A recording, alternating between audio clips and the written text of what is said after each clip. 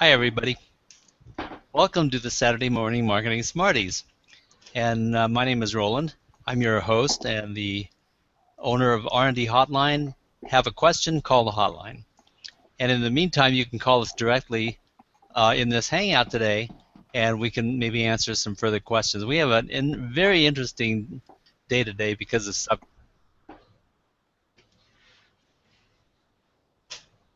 are manifold. I don't know how many people are watching, but thank you very much for coming from wherever you are. Our constituents in the Green Room are from Florida, San Francisco, and Belize, and of course Southern California. And our viewers could be anywhere in the world, although I know it's the middle of the night in some places, and some people are possibly getting up at 4 in the morning to watch. No matter what is your condition and your time zone, I appreciate it when you're watching, and especially if you miss it live, no problem. I'm really happy if you watch the replay, and that makes me very happy. So in the meantime, let's bring us up to date on our co-hosts who have been somewhat semi for the last few weeks, but she's back again. I'm going to introduce you first. This is Karen V. Chin, our San Francisco marketing consultant, and Hi everyone. Yeah, I've been social media engagement. Yeah, I've been actually out on the weekends and during the week, actually driving back and forth to Sacramento. So I haven't been online too much in the past couple of weeks for a project that hopefully it's not going to end. It's going to still continue for at least another good 6 months, but it's at least making big headway. So hopefully I'll continue to show up on Saturdays, but you just never know when you have to drive. It's kind of a 120-mile drive one way to Sacramento from where I'm at. So it's pretty far. It's like a two-plus hour drive each way. Well, thank you for making the drive to the Smarties show today. Appreciate it. So also in our green room today is Molly Youngblood Geiger, our Google lady. Say hi, Molly. Hi everyone, my name is Molly Youngblood Geiger of Design Right For You out of Jacksonville, Florida. I am glad to be here today to talk about what Bill's doing in regards to marketing himself online. I participate with Google on several different platforms. I'm a Google Rising Star. I'm also a Google Partners Community Ambassador and a Google Small Business Community Advisor. Cool. And so, you know, it dawns on me that all of us in the green room today are a mini community of our own who met just a little bit under 1 year ago. And marking that, Smarties will be celebrating the 1-year anniversary November 7th. And shortly after the Molly-Karen connection for me came Bill, because Bill joined Karen's community, and we were participating in the same one, 28 Days of Love, and we had a lot of fun in that and became friends. So we've known each other the better part of a year, too. Bill is our host.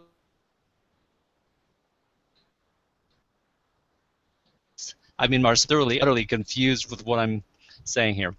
But anyway, Bill has his project that he's working on. Bill Does Belize. He's an expat from Canada who has recently moved in the last year to Belize. And he has a lot to tell us today. Say hi, Bill. Hi, Bill, and everyone else. Yeah, you got to greet yourself. You got to greet yourself, yeah. I can't hear what you're saying right now, so. First, I guess. Really? You're good now. Can you not hear what I'm saying? I can hear you now.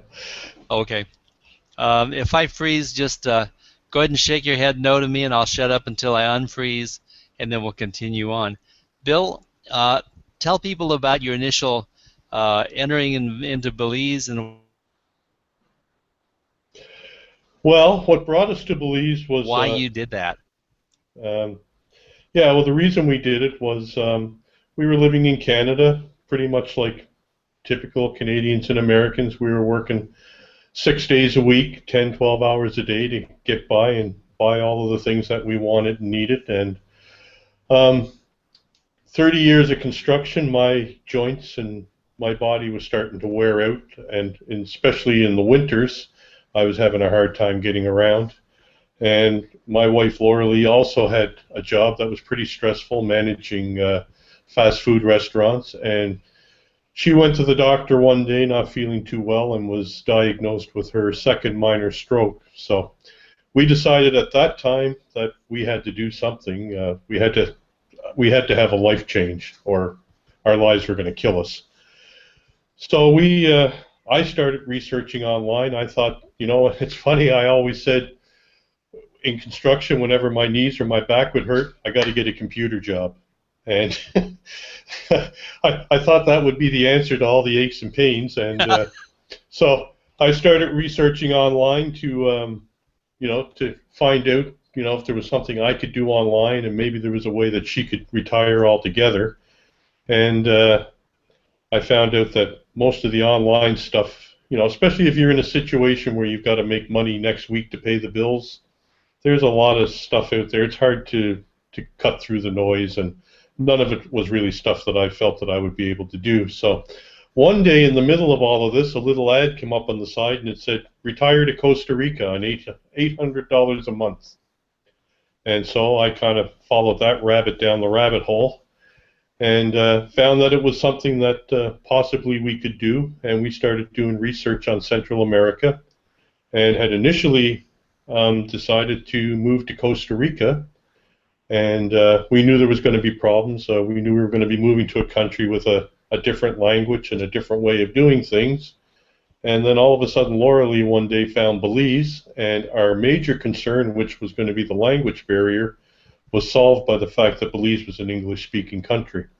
So we started researching Belize. We had a 2-year plan to move from Ontario, Canada to Belize, and 6 months later we were here. Okay, folks, so that's the definition of an expat. And I think it's a combination of two words, expatriate, or is that where that comes from? Well, I always say it depends on which side of the border I'm standing on. If I'm in Canada, I'm an expat. If I'm in Belize, I'm an immigrant. So right. So anyway, that's the reason behind you going there. And once you got to Belize, you found out you've been exploring it with a couple things. So there are a couple subjects that we wanted to follow up on and ask you about in your experience, because it's not just a matter of the technology of the world, what's going on, but it's really your availability and the opportunity that you have from wherever you are. So one of the first things, before I go into my couple of questions for you, I just wanted to say hi to a few people who are in our audience today, and I appreciate you being here. Lowell Ann Fulsang, who has her own show on Tuesdays, and it's really a good little get-together, so I recommend that you look up Lowell Ann, give her a ping, and find her show. And then Randy Smith is out there, Gary Whalen is out there, Ron Snaberger, you came in from the other show, appreciate you showing up, and so we've got a few people. And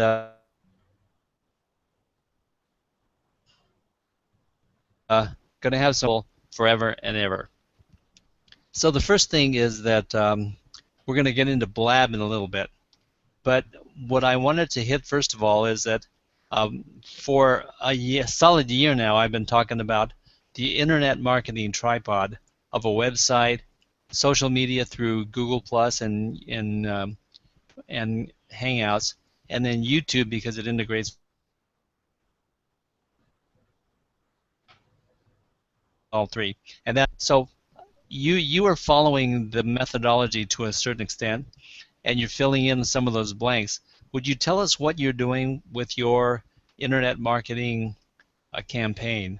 Give us a brief synopsis. Well, my internet marketing campaign, and I'm not a typical marketer because I really have nothing to sell. I have information to give. So, I mean, as far as the tripod goes, I have my website, my www.billdoesbelize.com website, which is where the majority of my my posting goes to. And I try and post a certain amount on Google Plus and Facebook, and refer back to Google Plus and my website on Twitter.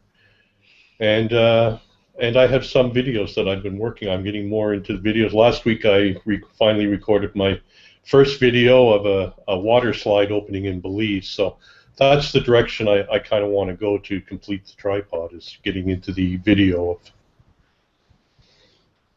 There you go.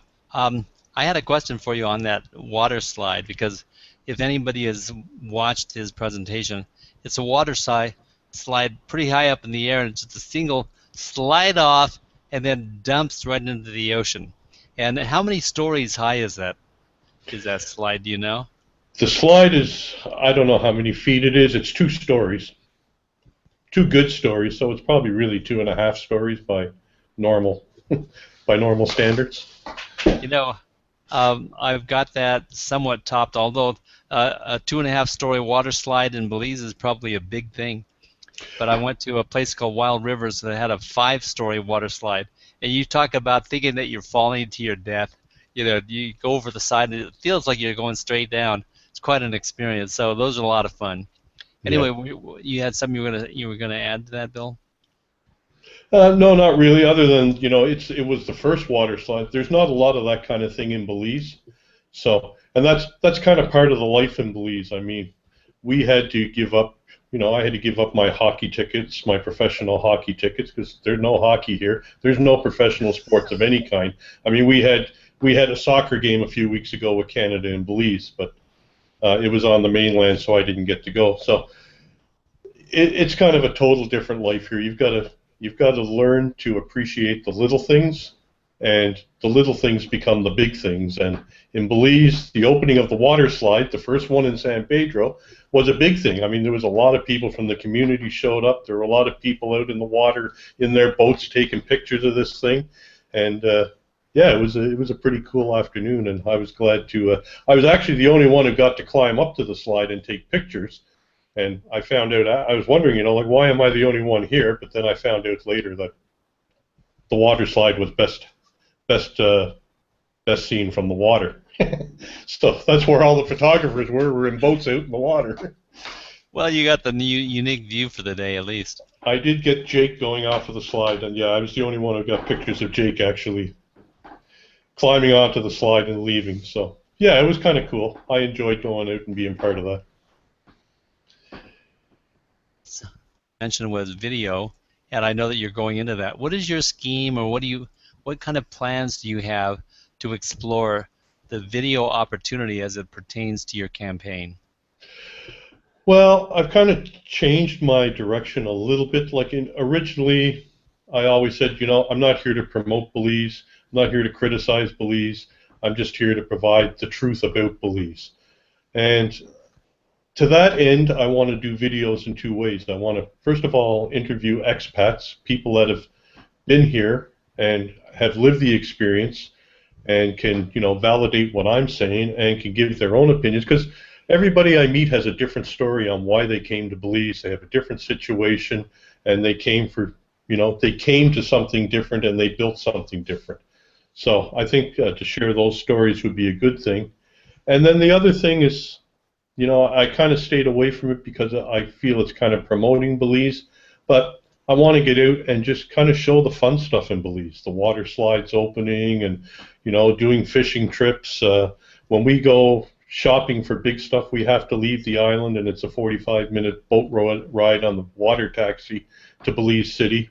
So there's some, you know, there's some cool things that we do that I'm going to start sharing on video and show people, you know, the actual Belize rather than just the written word and what I've researched and lived in Belize.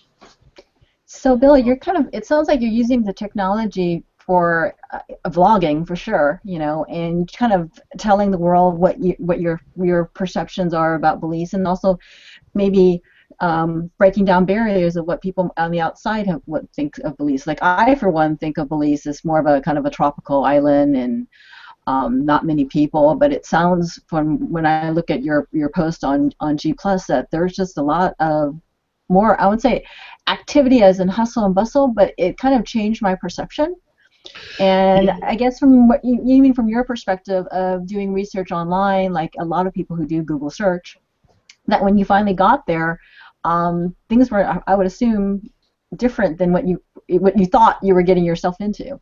Oh, absolutely. I mean, we did a lot of research, and we were prepared for a lot of the things like gringo pricing. And for people that are coming here, gringo pricing is real, and it exists, and it's something that we have to live with, and we have to learn to deal with. I mean, and then there's, the incessant heat. I mean, I left the cold, but I haven't had a chill in a year, and I kind of miss that a little bit once in a while. The other night it went down to 81 degrees. I know I'm climatizing because it went down to 81 degrees the other night, and I actually had to pull the blanket up to my waist. So, yeah, it's. I mean, online we found pretty much all of the good things, and I mean, if you want to research a country like Belize, you're going to see palm trees, you're going to see white sand, you're going to see the fun, because most people want to record the fun things they do, and I found that I wanted to, what I say, provide the unbelievable truth. I mean, people that are coming here should know about the seaweed that's on the beaches now. It's a phenomena that's hit all the Caribbean in the last year or two. You can't get the 53-inch screen TV that's coming out next week just because you want it. I mean, we don't have 10 Best Buys here and 10 Future Shops and 30 outlets to actually go to and buy that kind of thing. We have one place, and when I broke my computer screen, it took me 3 weeks to get the part. So if you're the kind of person that says, I need it now, I want it now, and I don't understand why I can't get my stuff now, you're not going to make it in Belize, and you're not going to be happy here. And those are the kind of things that I want people to be aware of. Yeah, I also think that I know Molly wants to ask a question or bring up a subject, but I think this will tie into what I know you and I have talked about, Bill. You want to talk about Google Maps and how you find that it's kind of hard for you to find anything on your island? Yeah, well, yeah. I mean, first of all, the island's not mapped by anyone. Okay, when we first came here, we thought, yeah, it'd be kind of cool to go and just get a map of town. It's not that big. There's got to be a map. We'll go to the Chamber of Commerce. We'll go to Town Hall, and we'll go to the places, the tourist board, places you think you'd find a map. There are no maps for anything in Belize. So when I decided, well, I'm going to be a Google guide, and I'm going to go out and I'm going to start, promoting the local businesses by being a Google guide, well, nobody had a street address. And when you look it up in the phone book and you want to go to Joe's Barber Shop, the direction is 150 feet past the town clock. Well, Google is not going to recognize that as an address for a credible review. So I was kind of stopped. There are some. If you look at Google Maps here, I mean, it'll tell me where I'm at. It'll give me the little red guy that tells me where I'm at. And it'll some pictures that maybe some tourists have posted, but you're not going to get an address here. Interesting stuff. Now we are going to turn this connection with you and the interview over to Molly in a minute, because I think that she's got some worthwhile things to say.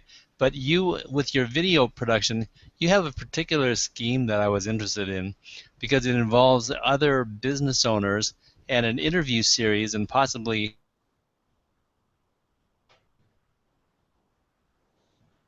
and this interviewing Blab being a little bit more formidable format for you to be in instead of Hangouts for the interviews. But tell us how you plan on doing your regular video inserts with concerning other business owners. Well, yeah, I have a lot of trouble with Google here. I mean, we can get fast internet here, but you got to pay $800-900 a month for it, and like I said, I provide a free service, so I can't afford that. But what I have found is that I can use Blab, which requires very little, upload, and I mean, or at least I haven't had any problems with Blab yet. And I can lock out seats, and I can do an interview with people, and it'll automatically upload to YouTube for me, or it'll give me embed codes. So I'm thinking Blab. The other thing with Blab too that gives me an advantage, or has an advantage for me over Hangouts, is that it's a lot more mobile friendly. And here in Belize, everybody has a telephone, everybody has a smartphone, but very few people have computers at home. Businesses have computers, but the individual person, if you're going to go buy something, you're going to buy a phone. You're not going to buy a computer because you can't lug it around, and it's not as versatile. So yeah, that's my idea with Blab, is that I can use it that way. I think that's really interesting that you brought up the fact that most of the people there are connecting from mobile versus a desktop or a laptop. And I know recently Google they had a Google Partners Connect event, I think it was about 2 weeks ago, where they came out and publicly said that mobile search is now exceeding desktop and laptop. So I think what your statement just there just proved that point. Yeah, well, I think it depends on the country. I mean, I know for me, I like to do research on my phone and a certain amount of stuff, but I hate filling out forms on my phone. My thumbs are too big, maybe. There are certain things that I still prefer to use my laptop for, and people now use their phones. Like if you go to the doctor and you've got to wait for a half hour, instead of sitting there twiddling your thumbs nowadays, you get on your phone and you do stuff. You research stuff, or you play games maybe, but most people are looking for the things that they want to find, and so I mean, I can see where that statistic would come from, and a lot more people searching with it. Well, I think that's really interesting that you bring up the topic of search, and I know for myself, I'm a big fan of search engine optimization for websites, for videos, all different types of media, social media marketing, and I think it's important to mention to our audience that it's one thing to have a website, but marketing your website is something totally different. And I would even say above and beyond that optimizing your website for search is really super important. And I know a lot of people, they understand, okay, well, search engine optimization, it means I'm going to get my website optimized for search engines. But there's a little disconnect there with the technology, with the coding, all that stuff that goes on the background. And so I guess my question for you would be is, in terms of optimizing your website for search, what platform are you using to do that? Well, the short answer is I'm using Yoast to do whatever I can. I mean, you got to appreciate, a year ago I was a construction worker, so I had to figure out how to type on a computer using a hammer, and it took me a while. It took me a while to figure out that it was a whole different thing. So I basically started out at ground zero on social media. I mean, prior to this, I cursed at my computer every time I had to send somebody an email. So I've been basically trying to do things on my own because, first of all, I mean, I'm providing a free service and I don't have a budget for doing a lot of things. So I have to go out when I need to do something. I have to go out and find something to do it and learn it, and sometimes I pick the wrong things and I have to relearn something else. But unfortunately, in my case, I'm kind of stumbling along and doing the best I can.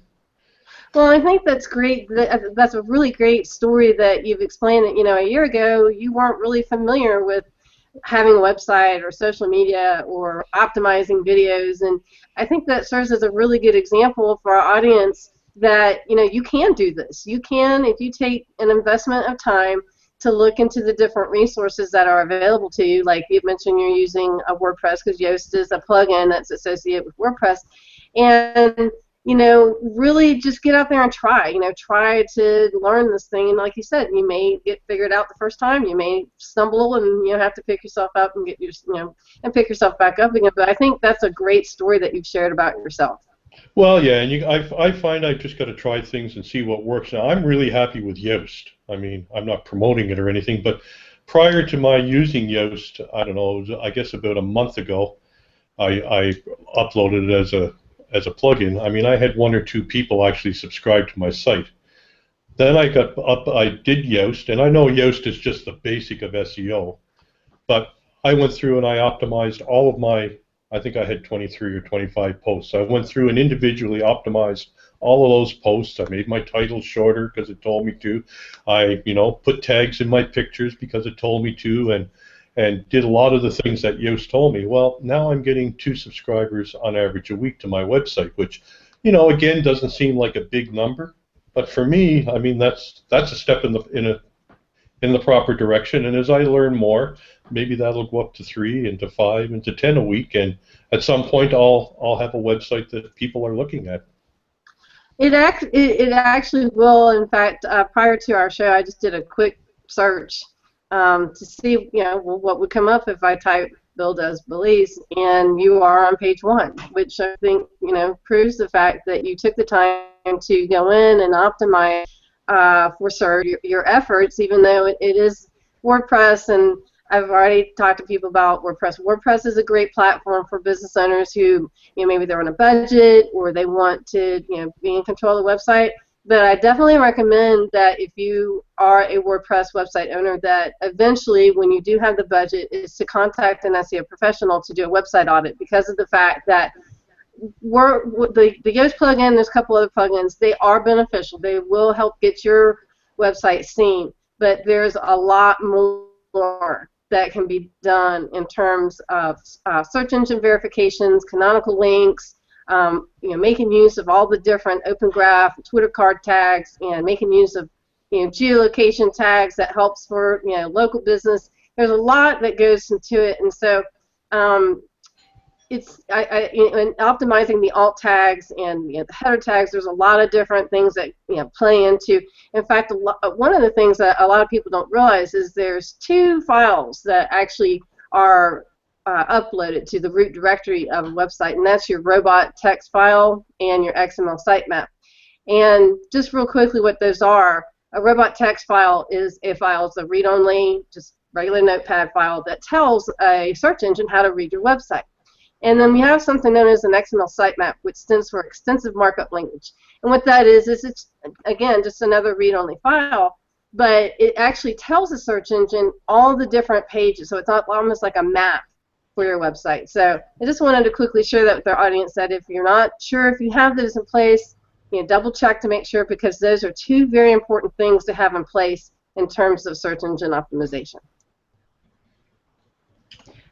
So Bill, Bill, are you finding now with the mobile, and as Molly was, with her great suggestions, are you finding that every day you're coming up with new ideas that you didn't think about the day before, in terms of your business, online, especially? Well, you know what? Honestly, what I'm finding is that there's a lot of information out there, and it's what I'm trying to get better at is what I call squelching the noise. There's people out there that tell you, and I got caught up in different things. I mean, 3 weeks ago I had this Google Calendar all set up where I was posting. I did the research to find out, what's the optimal number of times you should post a day, what times it should be, what platforms, and I was doing 12 to 15 posts a day.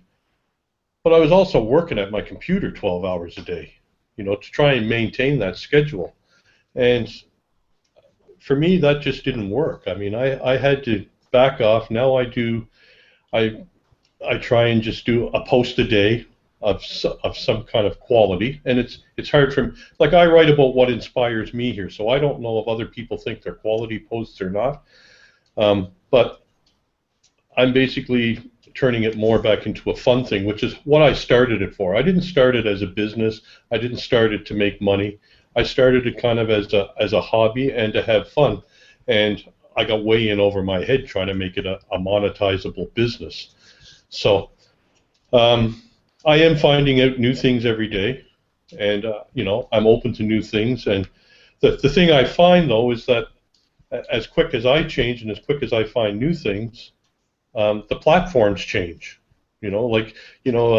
6 months ago everybody was putting keywords in their posts, and now all of a sudden they don't recognize keywords. You need to be this or you need to be that, so you go back and you do your 25 posts to be that, and in 6 months from now they change it. Oh, well, now you got to be mobile friendly. Now you got to be this. Now they've got AMP, where people are going with their finger, and if your post doesn't open instantly and a hammer come out and smack them between the eyes, they're not going to stop and read your stuff. So like, as a person just starting out, I mean, it's kind of overwhelming. So I mean, I rely on the people, my friends in Google Plus primarily, to direct me to some extent. and then I have to take all of that knowledge and kind of weed out what works for me and what doesn't, because everybody is different, and I think everybody approaches things differently. So my approach now is to kind of slow down a bit, settle back, try and do a post every day on Google and on Facebook. And before, when I was doing the 15 posts a day, I wasn't posting to my website or to my blog. And to me, I'm figuring out that that is the most important place for me to post. That content will be there forever. The stuff I post in the Google Stream will be gone. You know, it's gone tomorrow if it's not gone in 30 seconds from now. Hey, Bill, I would quickly add to what you're talking about in terms of people visiting your website. You're absolutely right. But one thing we can do is when we post online, we can actually include a link to your website on that post. And what that does is it creates a backlink. And what happens is when you create this backlink and you start getting all of these backlinks, it helps with something we call is page authority and domain authority. So what happens with page authority and domain authority is this is how Google actually will rank a business. They look to see how credible the business is. So what happens is if you're posting on Google Plus or Facebook or Twitter or wherever you're posting, well, those are all considered credible sources. So if Google sees you've got all these backlinks on Google Plus or Facebook or Twitter, they're going to increase your page authority, which is your website, and then they're going to increase your domain authority. And quickly to add to what you're talking about in terms of posting on social media, I had the exact same problem when I first started posting. I was spending 2 or 3 hours a day just posting. I was like, I'm not getting any work done. I can't continue to do this. And one thing you might look into is something known as social sharing apps, which saves me a ton of time. It's like $10 a month. It's relatively inexpensive, and you can go in there. You can post for 4 or 5 days in advance, and you can determine when you want to post, what time, how many posts you want to do per day. You can select which social networks you want to do. So if you want to discuss this, I don't want to impose on the hangout today, but instant message me at a different time, and I'll be happy to share what I've learned about social sharing apps. They really do save a lot of time. Okay, yeah, I appreciate that. And I know I found Hootsuite not long ago, but I had some problem. Hootsuite won't let you post to Google. It'll let you post to your page. Well, there's the solution to that. The API is written on your personal Google Plus page to where it's only going to let a person post. Now, most of the other social networks, in fact, all the other social networks, they will let you automatically post.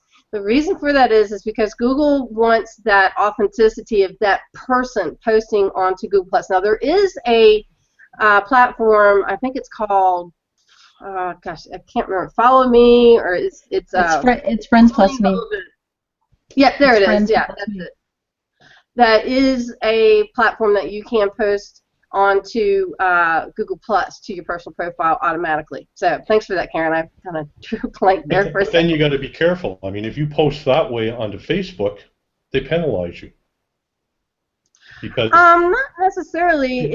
It's in terms of the quality of the post. Meaning, as long as you've got good quality content, you maybe include a link to your website, and you're not spamming people. That's something, you were mentioning 12, 15 times a day.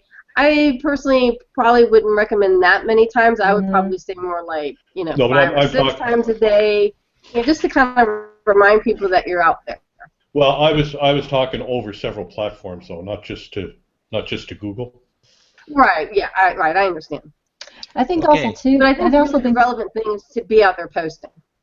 Yeah, I think there, Bill, too, is that you post and you consistently post, and I think also too is that if you use one of the social apps, whether it's Hootsuite or Buffer, or whatever, or Friends Plus Me, I mean, you could do kind of a skeleton of things that are either evergreen or things that are seasonal, and make sure that you cover those bases, and then to keep it fresh and to be topical and current events, you can always post something yourself daily manually, so that you kind of cover your bases. Right. So it's not like it's not like you're posting 12 things. Maybe you can spread it out, as Molly's suggesting, throughout the week, and then maybe you still post your one a day of whatever is the hot topic of the moment. Because I find that if you use the social sharing apps also, sometimes you don't feel like you're fresh and relevant because you're kind of planning ahead. So you kind of have to, I think, cover your bases and cover, current versus what you want to kind of make sure that you cover throughout the seasons. Sure. That's an excellent suggestion, Karen, and that's exactly what I do. I post some of my posts, I post in advance, but every day, whatever hot topic, whatever it is I'm talking about, I actually manually write a fresh post if I want my post to be posted that day. So that's great advice, Karen. Thanks. So it was interesting. We had someone pop into the green room briefly and then pop back out. I hope she comes back again, because we're migrating from this to the conversation about Blab. Am I freezing, Karen? No, you're good, Roland. Okay. You're good now. Okay, for the moment, knock on wood if I've gotten here. And I got some. the whole thing going on with this discussion is that Bill has a small business that he's developing from Belize, and he uses the few things that make sense to him that will make a difference in his campaigning. But people don't have necessarily full time. Let me ask you this, Bill. How much time do you have, and how much time per day do you invest in your present marketing? You're about to embarrass me. Not as much as before, but several hours a day. I spend a lot of time on and let's not forget, I mean, I can't type, so that slows me down. Okay. I'm not as probably proficient as a lot of people that do this. Yeah, I understand. So my times are probably not accurate times for other people. Sure. I mean, it's all relative to what we are and what we can do. Exactly. For me, typing was not much of a concept because I'm right-handed, but I only have my left hand right now. So not only is it one hand, it's my wrong hand. So typing was not a premium thing. So I went to video, and we're doing video, and I'm producing that, and then it makes a primary outreach for me in social media that's actually prime anyway, because of being video and being in YouTube, being in video in Google Plus. It's really the perfect combination of starting points for me with the least amount of effort. So we do what we can from where we are with what we've got. But you're making good use of all these things. And one of the things you're stealing. Okay, go ahead. Did you have a? Well, I was going to say is to actually answer your question properly is I used to spend, when I say used to, I'm talking prior to a month ago, 10 to 12 hours a day at my computer, trying to, whether it was editing pictures or writing posts or whatever I felt I had to do for the next day. Now my philosophy is kind of, I spend a bit of time watching H.O.As, and I spend my 8 hours a day on the computer doing different things. But if something comes up, like a trip on a boat somewhere, or I have to go and get groceries with Laura Lee, or something else comes up, it comes first now, and the rest of the time I put into my website. I think that's a really good tip, Bill, that sometimes you have to, as a business owner, you have to manage your time. You have to prioritize. I know I need to do this with my website or my marketing, but I have things to do in real life too. And so I think one of the really great tools, and I'm just going to ask you, is are you using Google Analytics to monitor the data about your website? Well, I've loaded it onto the pages of my website, but again, I haven't learned and I haven't done enough research to know how to read it properly. Okay. I know what the different terms mean, but I don't really know how to follow it. Well, you should look up Justin Catroni. He's the product manager for Google Analytics. If you just go do a Google search, Justin Catroni, Google Analytics videos, he has all types of videos. In fact, there's something known as the Analytics Academy, where there's all kind of free tutorials on how to maximize and read the data that Google Analytics shares to you. There's also Webmaster Tools, which is a great resource. It's called Search Console now. Apologize for that. Search Console is a great resource for a business owner to be able to go in and make sure you don't have any software 4s, you don't have any manual penalties, you don't have any of things that Google wants you to have in a place. You're following all the rules and you don't have any penalties on your website. Very important to make use of all the free tools that Google gives us. Again, analytics, Search Console, they're all free. Page Insights, mobile-friendly tests, these are all free tools that Google offers us. So I just wanted to share that with our audience that, if you're not aware of them, go check them out. Also, the Google Partners community, that's one of the things we talk about a lot is, Google Analytics, how do you use it? They actually offer a free certification too. So if you're in the audience and you're interested in really honing your skills about Google Analytics, definitely check out the Google Partners community. They have all kind of free tutorials and certification that you can get. So I want to interject at this point that we bring a lot of resources and mention it during these Saturday shows. And if you have questions for Molly, for Karen, for myself, or for my guests, ask it in the stream, and we will follow up later on and get you the answer. If you need a resource URL or something like that, we can help you out with those things. So it's not a dead-end street. It's like, oh, I missed it. I should have written it down. It's there to be had. Ask, and thou shalt be given. So don't worry about the resources, and we'll post it whenever possible. One of the things that I did a little while ago was I posted 6 resources for Bill. He's doing it properly.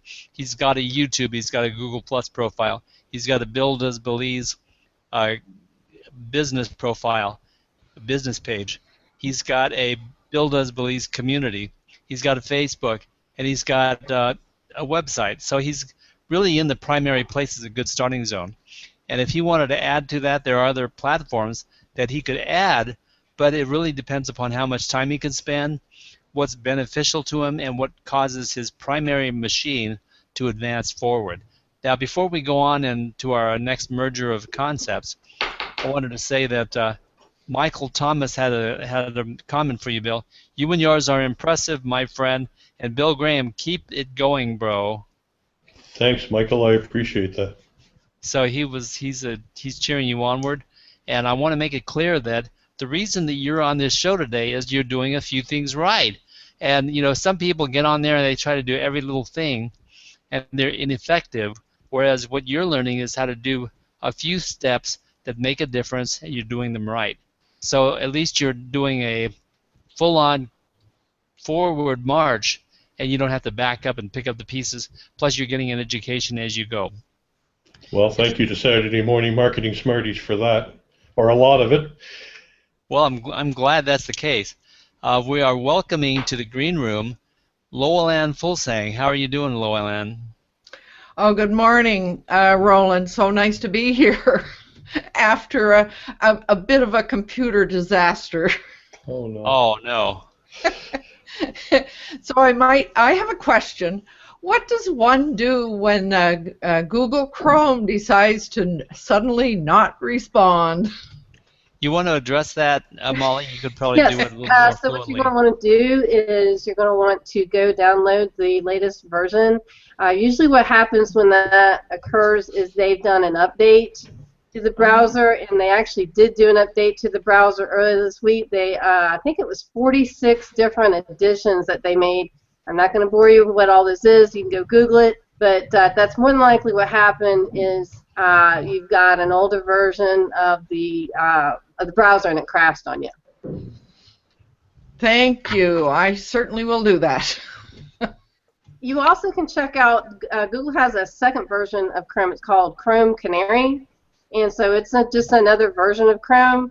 So you can check that out too. If just for some reason you just absolutely cannot get Chrome to work, just go Google Chrome Canary, and I actually have both versions on my machine just as a backup. Uh-huh. Cool. So now, to direct the conversation back to what we started with, we were talking about your web campaign for your business, and we were talking about a major movement into Blab. Now, let's talk about that a little bit here, and then Loelan, I believe, has a possible steering question for you. But tell us what you've been experimenting with Blab, and what your goal is relative to your internet marketing campaign with Blab. Well, Blab, we did 3 or 4 weeks ago. We kind of did a session here on Smarties on Blab. I mean, I don't really understand the question, but it's live streaming. It takes a lot less bandwidth than H.O.As, which I've been having a lot of problems with, just because I'm sitting here with less than 1 megabit of upload speed in Belize for my dollar.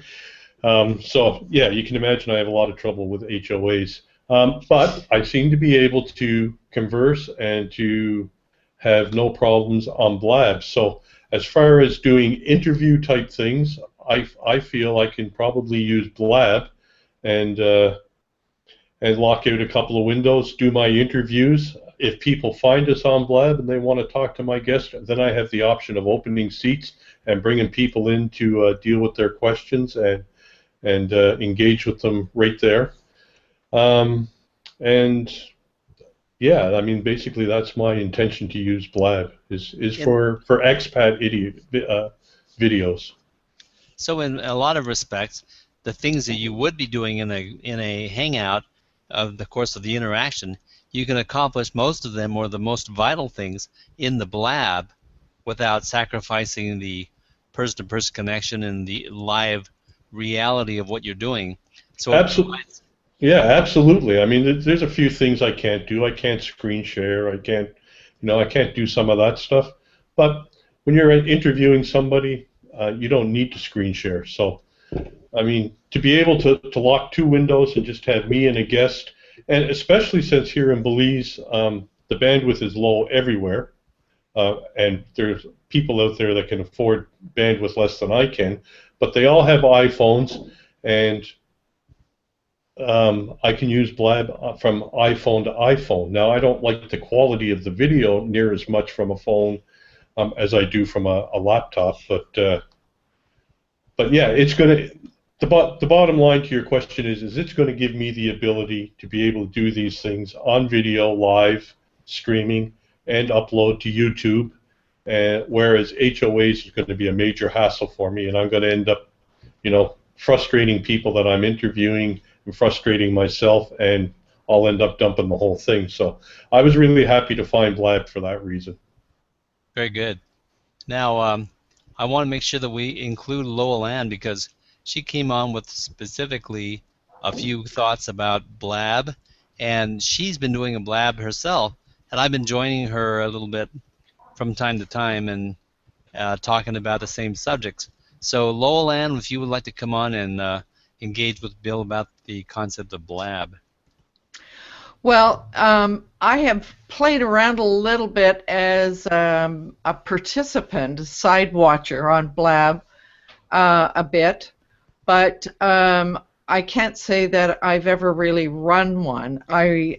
Because my main focus has been up to now doing Hangouts because of the number of people that I can have in the room. I work with solopreneurs, and I'm really doing a success circle or a mastermind concept. And so I like having the ability to have up to 10 people in the room. I don't think I've ever had 10, but I've had 8 or 9 in the past. So I guess the question that arises in my mind about Blab, and I get the fact that Blab uses less bandwidth and so forth, but I guess my question is, I mean, it seems as though Blab is really more for a spontaneous conversation. Am I right there? And how would I'm really clueless as to how I might use it from a sort of a mastermind or success circle point of view. Well, typically, yes, it's a bit more, I find, authentic isn't the right word, spontaneous, I think is the right word. I mean, yes, you can have 9 people in a Hangout, but only ever one person really, the host kind of talks to one person at a time and kind of directs the conversation around, whereas in a Blab, the host can have 3 other people, and everybody can talk, everybody can interject their thought. Now, that doesn't necessarily I mean, it's like four guys sitting around the table playing cards. You don't talk over each other. I mean, there's a certain amount of etiquette that has to be used there. But as far as doing interviews, which is what I want to do, like the disadvantage with Blabs is that they're totally public. I mean, you wouldn't want to use it for consultations of anything private, just because there's no privacy. There's no way to mark a Blab private. Everything is out there. It's out there when it's live, and then it's recorded if you choose so. And if you choose not to, you don't have to record it. And once the Blab goes away, it goes away. But everything that happens live is out there. Mm-hmm. So for what I want to do, I mean, I don't see a problem with that. I want it to go to the public, and I want to be able to get a video that I can upload. And I'm going to be talking, I'm not going to be asking people about how much money they have in the bank. I'm going to be asking them general questions about Belize and stuff that the public would want to know. So Blab is not probably for everyone. I think you have to look at it and see what you need to accomplish. And for some people, if you have the bandwidth, Hangouts are the way to go. And for other people like me, I think Blabs are the way to go.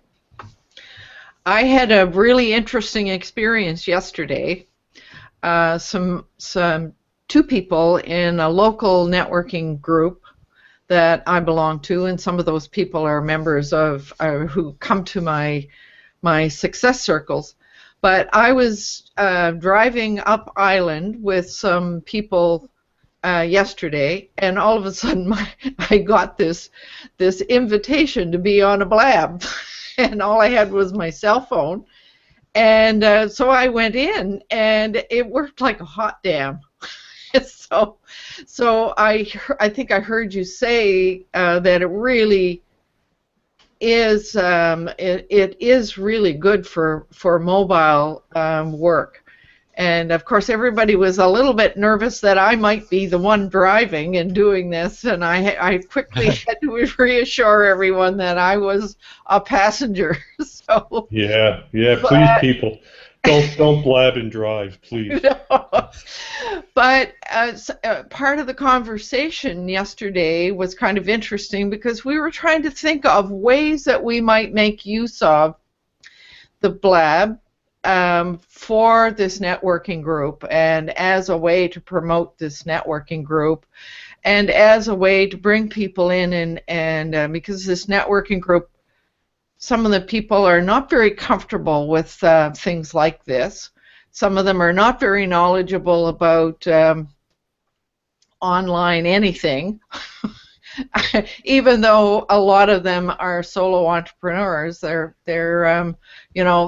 kind of local based and so forth. So we were chatting about different ways that we could bring people in and get them spontaneously speaking to each other. Yeah, and you know what, Lola, as long as privacy is not an issue, Blabs are so easy to start. They're so easy to join. I mean, compared to Hangouts, in my opinion, anybody, I mean, it doesn't matter how not computer savvy you are, you can typically talk somebody through getting on a Blab. Loanne, I was going to ask you this question. Are your folks like Twitter users? Or they do in terms of, because Twitter is based on Blab, so you think of it this way, it is spontaneous and it's very similar to kind of Twitter. When you think about Twitter, it's very event driven. So if you're having some sort of conversation or topic, again, nothing that's too personal. So no marital therapy or anything like that that you want to talk about in public, but maybe you do. But you can pretty much have just about any conversation, depending on your audience and who you're trying to market to. But you can't necessarily do one-on-one because, again, there's no privacy with Blabs, but you might want to think of it in a way of how you would use Twitter. I think that's an interesting observation, Karen, that you make, that we have different social networks, but they're still utilizing video. And I know Google Brand Labs about a month ago, they estimate that by the year 2017, that video marketing is going to go up by 74%. So I think, that statistic, and now we're seeing platforms open up on Twitter and, Google Plus. We have Hangouts, and there's Periscope, and there's a couple other of them out there. We really are seeing that shift from people being, and I agree with what Llewellyn was saying about people are afraid, they're just not comfortable seeing themselves or hearing themselves on video. But I think that's going to change, and I think these tools that they're offering, is really going to shift how people interact online. Because, think about it. We literally can talk to anybody in the world for free. Yeah, you also think of it also this way, maybe to get the folks that are feeling uncomfortable. A lot of people have iPads, right? And they do a lot of talking among their families with their iPads and with the visual, right? So maybe kind of talking it through this way, because everyone feels that you got to be, picture perfect and all that. Blabs are much more of a casual situation, so maybe again, when you're talking about, I know part of it is masterminds and you want to all be kind of formal, but maybe have more of a kind of a casual initial, maybe like a breakfast or a cocktail, everyone bring a beverage, make it kind of fun, have a conversation that way, and start that aspect of it to get people comfortable, especially with the newbies in front of the camera. Because they can basically, I've seen people actually now in cars, it's kind of scary, where they actually are filming themselves while they're driving, again, Bluetooth all, but they're still talking and driving at the same time, and a lot of them are YouTubers, right? And these are, again, the folks that are under 30 who are doing this. So, well, and that's another advantage I see for me in Belize, is that being able to blab portably, I can go down to Central Park and start a blab and have the Caribbean over my shoulder, and actually show Belize. Yeah. yeah, exactly, or an iPad, like you say, or whatever. Whereas with an H.O.A, I'm kind of strapped to a PC or a laptop or something. Yeah, that's interesting. I was going to say, it's interesting how, as this technology, mobile users grow, we as people, as humans, are actually changing how we interact. Picking up the phone. Another statistic that Google shared is, on average, a person picks up their phone between 75 and 150 times a day. I think that's a pretty interesting statistic. And we're talking, I was at the hospital recently, and literally, I would say 85 to 90% of the people who walked through the waiting room were walking, holding a smartphone in front of them. And you just shared the statistic about, or the information about people driving and using their smartphone. So I think that's another observation we'll probably have another hangout about, because I know we're getting towards the end of the hour, but I think that really shows how video and mobile and local really are tying in to everyday people like ourselves. Exactly. It's all blended. I love this conversation today, mainly because it is revolving around a small business and one man's efforts to put the pieces together that are going to work for him. I've said it before, I'll say it again. You got to have a machine, not just a website, not just a Facebook page, not just a there is not one solution that'll work. You have to have traffic to a resource that promotes your company. And so there are several pieces and participles, and if you incorporate a video, you got the best of the worlds. So if you got to start there, start with the tripod. Now we're going to do a little bit of an experiment here. And just because we are at the top of the hour, and so Bill, I'm going to use the last minute to conduct a little bit of an experiment. We have both been nurturing a relationship with a gentleman named Gary Whalen. Oh, yeah. And Bill has taken it a step further, actually engaged with Gary in a hangout. But of course, we haven't had the proper opportunity to introduce Gary to the Green Room. And so I just did that. Gary, I sent you a private chat, and what I'm going to do further than that is I'm going to take the chance that we don't get bombarded too readily in the Green Room, and I'm going to set the Green Room open to people who want to join us right now before I close the program, and I just set the Green Room URL into the timeline there, the stream. So we'll see if we might get bombarded by 7 or 8 people all at once. I don't know, but I'm hoping that Gary takes us up on it, and we'll click that link, and then process himself to find himself in the green room. This might be the first time that he's ever done it. Come on in, Gary, please. Yeah, so Yes, basically I've had some texting conversations with Gary as well. So it would be really fun to meet him. I know that Gary has had his issues out there learning different technologies and stuff. This is somewhat new to him. He's retired, but he is one smart guy, and he's figuring it out on his own with very little guidance. And since we haven't been able to connect with Hangouts, we can't share a screen with him, and all of our help has been like text only. Mm-hmm. So whether we're able to get him into the green room or not, I don't know. But Gary, what you want to do is click the link that we put in the chat stream. Roland Takaoka is the post there in the stream, and if you just click the link and follow the directions, that might be a way for you to join us in the green room. And then when you do, you're going to have additional problems, because now you'll be in the green room and listening to the program live, so you might have a heck of an echo going on. But I'll settle for the echo if we can get you in here.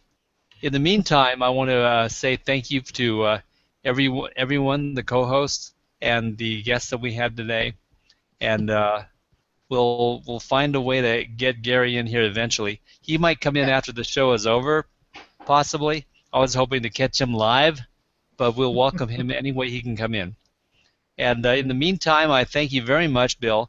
We gave a great example of how a solopreneur can grab onto a few things to make a business online work. And you were a great example, and you're a great example in the first place. You're an excellent blogger.